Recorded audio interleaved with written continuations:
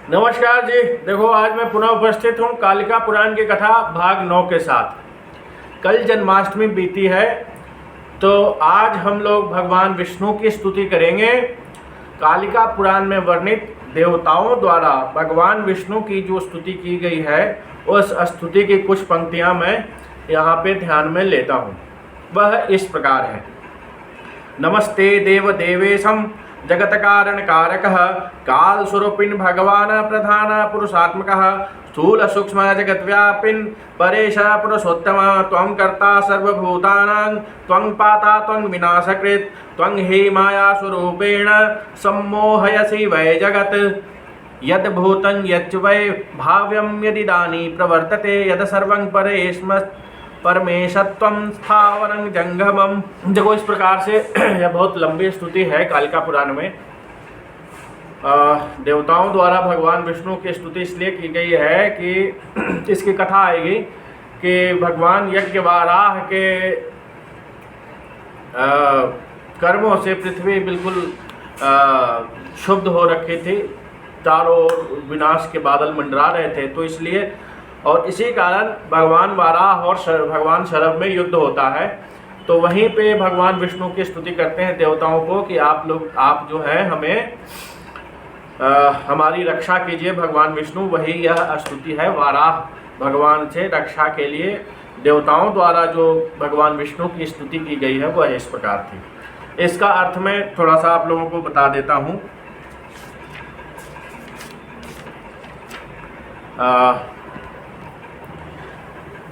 हे देवों के देवेश, जगत के कारण काल स्वरूप वाले जगत कर्ता प्रधान और पुरुषमय स्थूल और सूक्ष्म जगत व्यापी करके भी इस पुरुषोत्तम भगवान आपको नमस्कार है। हे महाविष्णु, हे भगवान विष्णु, हे नारायण, आपको नमस्कार है। आप ही सब प्राणियों के कर्ता हो, पालन करता और विनाश करता भी आप ही हो। आप ही माया रूप से संसार को मोहित करते हो, और जो हुआ है, जो होने वाला है और जो इस समय हो रहा है। हे परम ईश्वर, वह सब तथा अस्थावर और जंगम मतलब चर और अचर जो कुछ भी है सब आप ही हो। आप ही, आपके मुँह से ब्राह्मण, बाहुओं से क्षत्रिय, जंघों से वैश्य, पैरों से शूद्र उत्पन्न हुए हैं। सूर्य आपके नेत्र हैं, चंद्रमा आपके मन हैं, सूर्य आपके नेत्र हैं तथा चंद्रमा आपके मन से, वायु तथा अन्य प्राण अपान आदि 10 प्राण आपके कान से उत्पन्न हुए हैं। कहाँ से उत्पन्न हुए? देखो, अब थोड़ा सा ध्यान देना। सूर्य जो है भगवान के नेत्र से उत्पन्न हुए हैं, चंद्रमा भगवान के मन से उत्पन्न हुए हैं, वायु तथा अन्य जो भी 10 प्राण हैं, 10 कई तरह के प्राण होते हैं, धनंजय आदि प्राण, या जो यज्ञ करने वाले लोग होंगे वो तो इतना तो जानते होंगे, प्राण अपान व्यान उदान समान, ये पंच प्राणों की आहुति जो पड़ती है। तो ये जितने प्रकार के प्राण वायु हैं सब भगवान के कहाँ से? कान से उत्पन्न हुए हैं।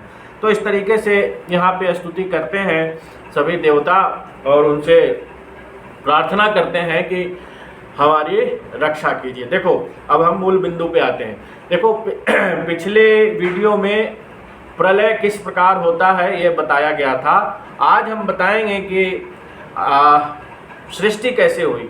सृष्टि वो भी स्पेशली वाराह कल्प की बात यहाँ पे शुरू होगी और सूक्ष्म रूप से मत्स्य अवतार का भी वर्णन किया जाएगा। तो देखो, जब चारों ओर कुछ नहीं था तो सिर्फ पर ब्रह्म परमात्मा थे, उनको एक से अनेक होने की इच्छा हुई और इच्छा मात्र से ही, भगवान की इच्छा मात्र से ही परमेश्वर पुरुष जो है प्रवृत्त हुए। जगत के स्वामी ने पुनः ही सबको संक्षुब्ध किया। तब क्षेत्रज्ञ के अधिष्ठान की अवस्था से सृष्टि के समय गुणों की भिन्नता की अनुभूति हुई। क्या हुई? गुणों की भिन्नता की अनुभूति हुई।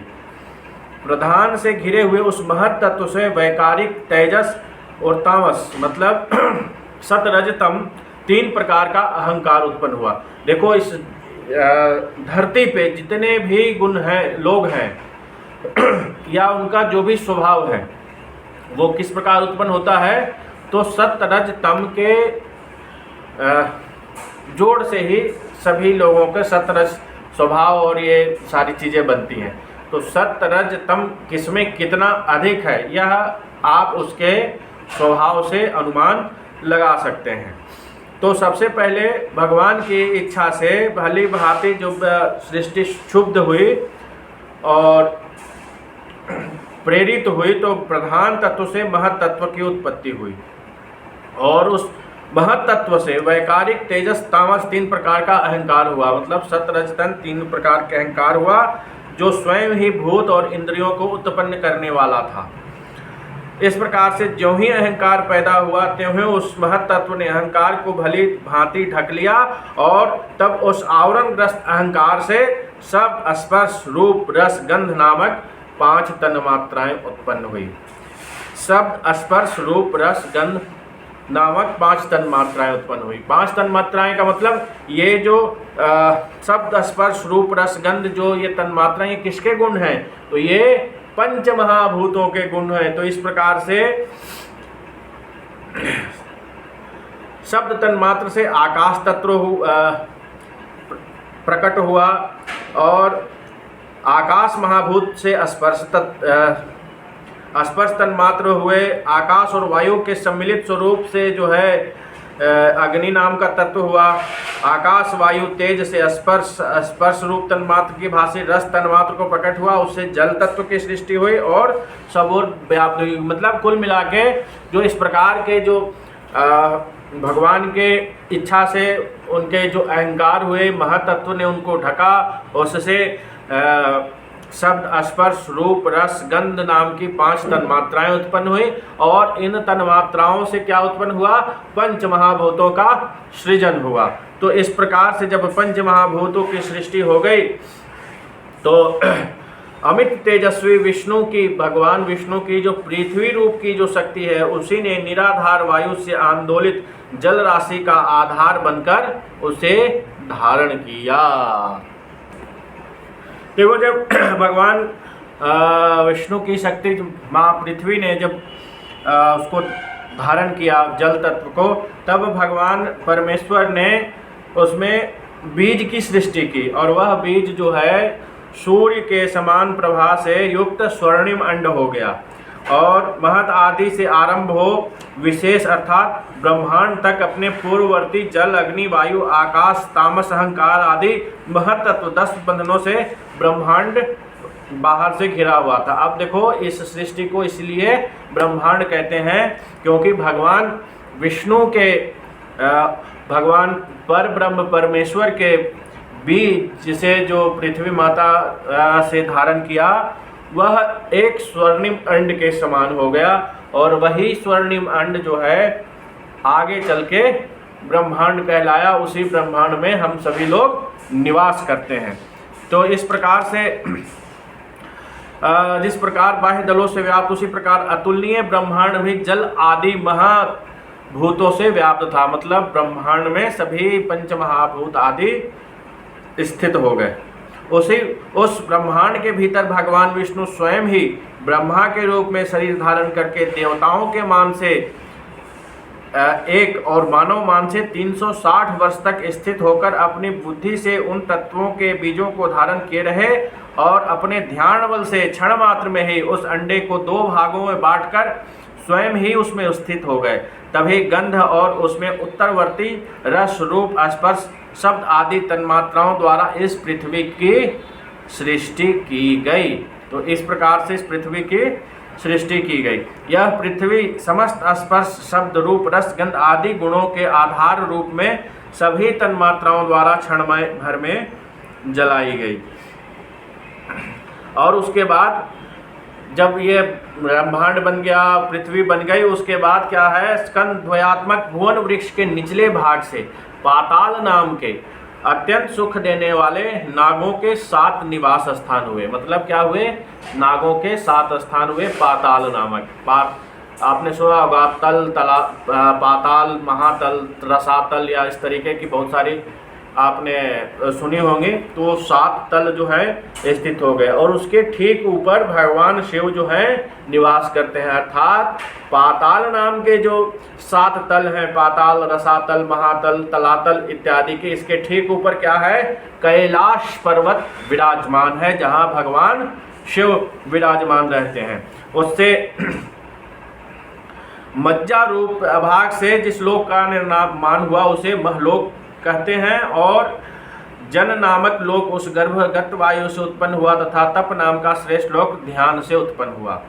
अंड के आधे भाग की गति के कारण सत्यलोक उत्पन्न हुआ जो ब्रह्मांड का ऊपरी भाग है, और वह क्या है, भगवान विष्णु का स्थान है। भगवान लक्ष्मी नारायण वहाँ निवास करते हैं। कहाँ, जो ब्रह्मांड का ऊपरी भाग है, मतलब इस ब्रह्मांड के ऊपर भगवान विष्णु अपने माता लक्ष्मी के साथ वहाँ पे निवास करते हैं। तो इस प्रकार से जो यह शरीर उत्पन्न हुआ वह इसलिए भगवान विष्णु ने स्वयं भी ख्याति को प्राप्त हुआ। तब भगवान विष्णु ने भूमि के उद्धार हेतु बलशाली यज्ञवाराह का रूप धारण किया। मतलब चारों तरफ जल ही जल था और पृथ्वी उस पर कभी डूब रही थी, कभी तैर रही थी। तो भगवान विष्णु क्या करते हैं कि यज्ञवाराह का रूप धारण करते हैं और डूबती हुई पृथ्वी को धारण करने के लिए अत्यंत वेग से मध्य में छेद कर वो उसके निचले भाग में जाते हैं। मतलब क्या करते हैं, पृथ्वी के मध्य में जाते हैं, उसको छेद करके, और जब इस पृथ्वी को अपने दांतों के अगले भाग पर धारण कर संपूर्ण जल राशि के ऊपर उठाकर वे बाहर आए, तब पृथ्वी को धारण करने के लिए 7 फणों से युक्त अनंत रूपधारी हुए। मतलब क्या हुए, अनंत रूप, मतलब भगवान का यह अनंत रूप प्रकट हुआ जब वो क्या किए, पृथ्वी को बाहर लेकर के आए।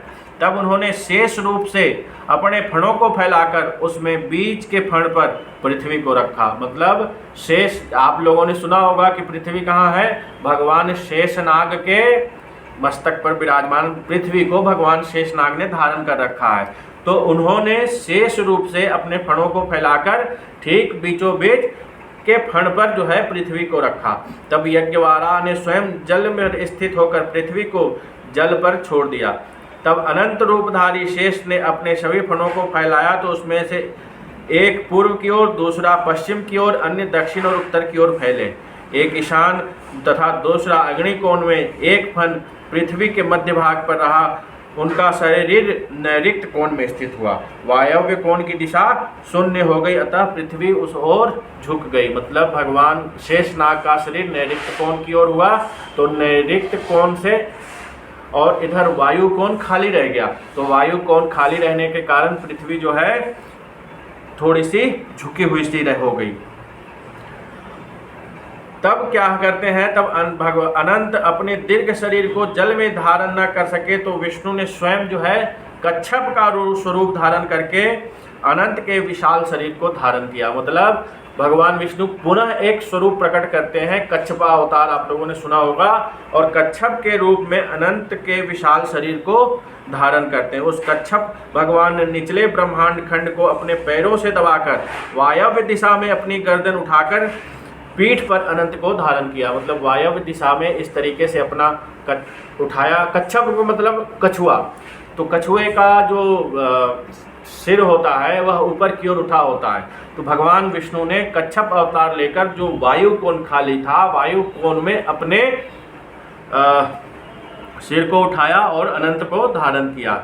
और विशाल शरीर वाले अनंत ने 9 फेरे में अपने शरीर को मोड़कर कूर्म भगवान के पीठ पर स्थित होकर पृथ्वी को सुखपूर्वक धारण किया। मतलब भगवान शेषनाग ने जो है सुखपूर्वक पृथ्वी को धारण किया। अनंत के फणों पर स्थित चंचल पृथ्वी अचल और दृढ़ करने के लिए सुमेरु पर खुर से प्रवाह करके वाराह भगवान ने धरती को खोदा। क्या करते हैं, वाराह भगवान धरती को खोदते हैं, तब वह मेरु पर्वत पृथ्वी को भेद कर भीतर प्रवेश कर गया।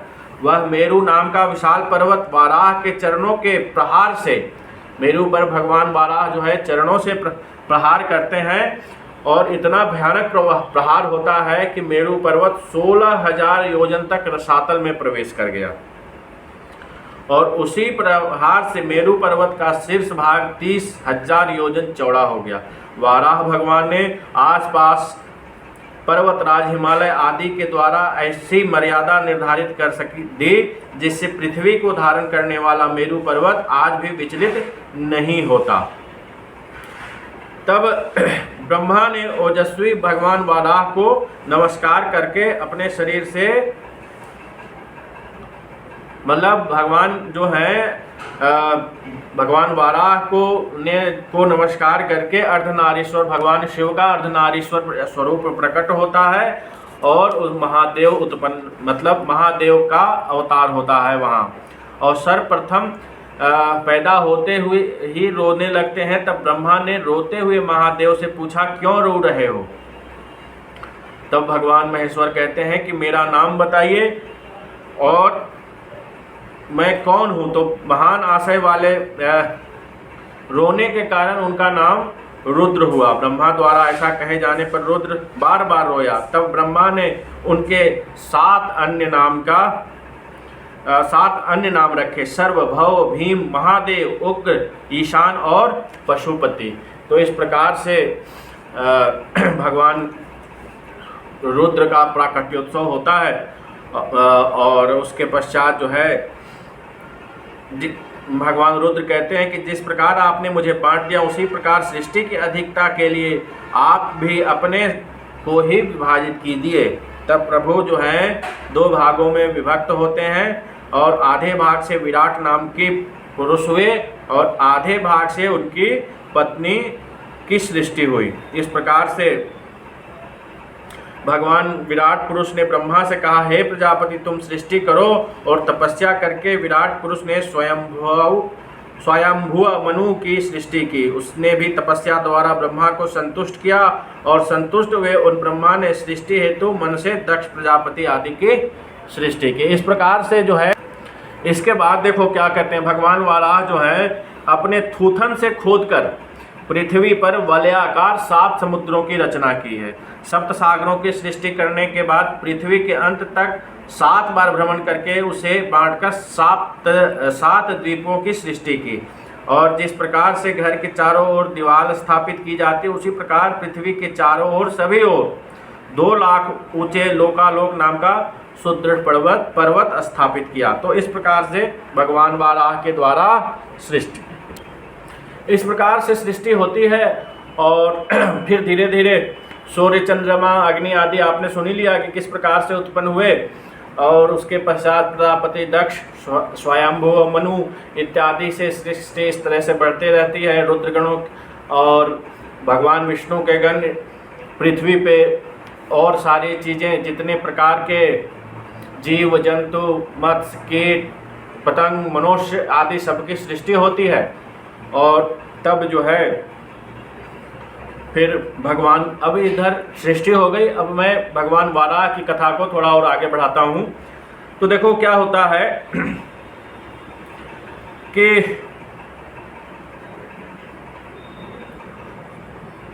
भगवान वाराह जो है लोकालोक नामक पर्वत पर जाकर सुंदर रूप वाली पृथ्वी जो वाराह भगवान की पत्नी के रूप में थी उनके साथ रमण करते हैं। अत्यंत कामासक्त लोकों के स्वामी वाराह रूपधारी उन वाराह भगवान ने उस उत्तम पर्वत पर उस वाराह वेश धारिणी पृथ्वी के साथ बहुत समय तक रमण करने के बाद भी संतोष का अनुभव नहीं किया।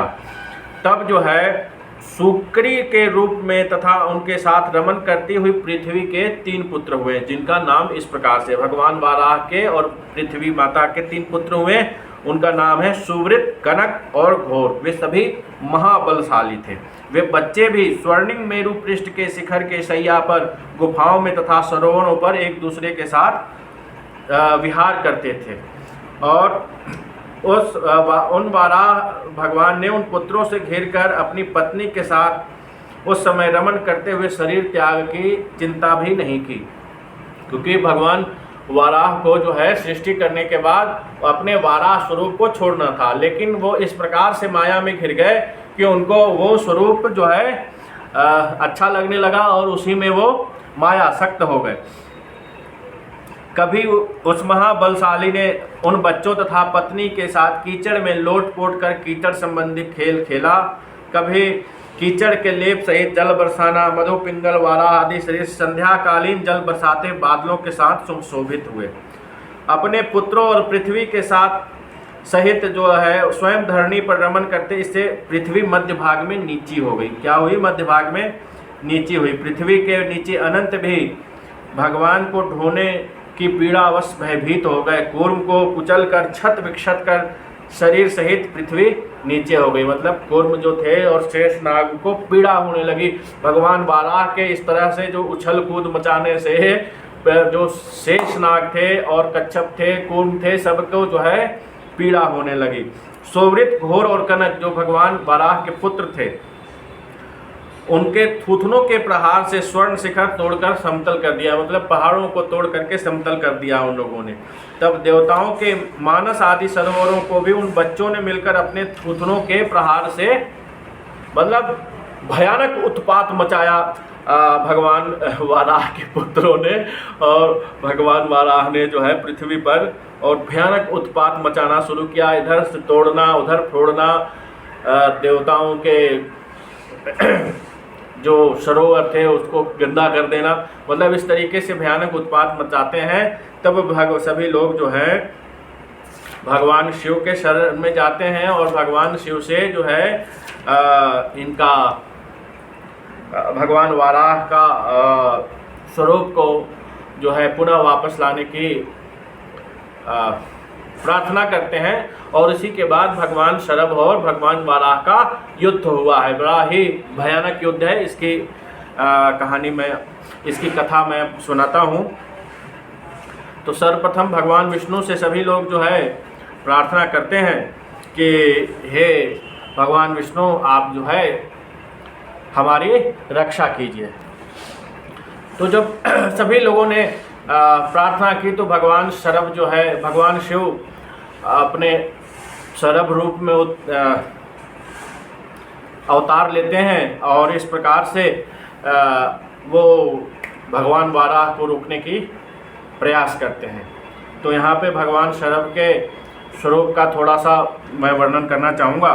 ततः शरभ रूपम ते महादेवम उमापतिं ददर्श यज्ञपुत्री सह स्पर्शिता शिरसाविधुं सुदीर्घ नसनाखरं कृष्णांगाद समप्रभं दीर्घवक्त्रं महाकायं अष्टद्रष्टा समन्वितं विवृतं शतं दीर्घकर्णं भयानकं। तब यज्ञ वाराह उमापति के शरभ स्वरूप को देखा, जो मस्तक से चंद्रमा को स्पर्श कर रहा था, जिनकी नाक लंबी थी, जिनके पंजे कोयले के समान काले थे, बड़े बड़े 8 दांतों से युक्त जिनका लंबा मुख था, जिनकी पूंछ आयाल से शोभायमान थी और जिनके कान भयानक थे। वह बार बार आवाज करता हुआ अपने 4 पैरों को पीछे तथा 4 पैरों को ऊपर की ओर उछाल रहे थे। मतलब भगवान शरभ के 8 पैर थे, तो 4 पीछे और 4 आगे। तो इस प्रकार से भगवान शरभ और भगवान वाराह में जो है युद्ध शुरू होता है। तो इधर से भगवान वाराह और उनके तीनों महाबली पुत्र और इधर से भगवान शरभ, इन तीनों का भयावह युद्ध होता है। इतना भयानक युद्ध कि इसकी कल्पना करने मात्र से रोंगटे खड़े हो जाते हैं। तो इस प्रकार से देखो, शुरुआत से में तो क्या होता है कि शरभ रूपधारी शिव को क्रोधवश तेजी से दौड़कर आता हुआ देखकर सुवृत, कनक और घोर जो भगवान वाराह के पुत्र थे, तीनों महाबली क्रोधातिरेक से मूर्छित हो गए। उन सबों ने मिलकर थूथनों के सम्मिलित प्रहार से उस महाकाय शरभ को उछाल दिया। मतलब भगवान शिव को उछाल दिया उन तीनों ने। और उन तीनों ने नहीं, और भगवान वाराह और उनके पुत्रों ने सबने मिलकर के भगवान शिव को उछाल दिया अपने थूथनों से। और शरभ को उछालते समय तीनों सूकर, जितना बड़ा शरभ था, माया से सब उतने बड़े हो गए। मतलब जितने बड़े भगवान शरभ थे उस तरीके से हो गए। तब उनके थूथन के प्रहार से फेंके गए शरभ पृथ्वी के छोर पर गंभीर तोय सागर में गिरे और उनके मकर आदि जल जंतुओं के वास स्थान सागर में गिरने पर तीनों भी क्रोधवश उछलकर उस सागर में कूद पड़े। मतलब वाराह भगवान के साथ उनके पुत्र भी उस सागर में कूद पड़े और वहाँ युद्ध होने लगा। और इस प्रकार से वहां उछलते हुए उन चारों वाराह तथा सरभ ने स्वर्ग एवं वहां निवास करने वाले देवता, नक्षत्र, ग्रहों को भी तोड़ फोड़ दिया। मतलब ग्रह, नक्षत्र सभी को तोड़ फोड़ के बराबर कर दिया इन लोगों ने। किसने? भगवान वाराह और उनके पुत्र तथा इधर से भगवान शरभ ने। मतलब इतना भयानक युद्ध हुआ है, यह है कि इस पे कुछ कहना मत। और जब वो पृथ्वी पर कूदते थे तो भगवान शेषनाग जो है उनके मुख से वमन मतलब उल्टी हो जाती थी। इतना भयानक प्रहार होता था कि भगवान शेषनाग जो है अपना वमन करते थे, उनसे बर्दाश्त नहीं होता था, तो वह जो है उल्टी किया करते थे। तो इस प्रकार से यह युद्ध कई हजार वर्षों तक चलता है। देखो कथा बड़ी लंबी हो गई है, और यह जो वाराह और भगवान शरभ का जो युद्ध है यह थोड़ा और अभी चलेगा। तो अगली कथा जो है फिर अगले दिन करी जाएगी। तब तक के लिए श्री मात्रे नमः। जय माँ।